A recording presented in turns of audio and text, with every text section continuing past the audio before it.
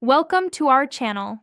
If you want to prioritize streaming traffic over gaming to ensure smooth video playback, follow these step-by-step instructions to configure your router's quality of service settings. Step 1.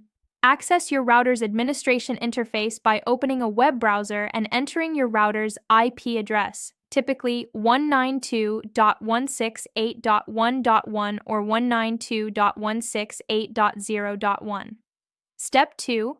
Log in using your administrator credentials and navigate to the QoS or Quality of Service section, usually found under Advanced Settings or Traffic Management. Step 3. Enable QoS functionality by toggling the QoS setting to On, which activates bandwidth prioritization features on your network. Step 4. Select application-based priority rules and locate streaming services like Netflix, YouTube, or Disney Plus in your router's predefined application list. Step 5.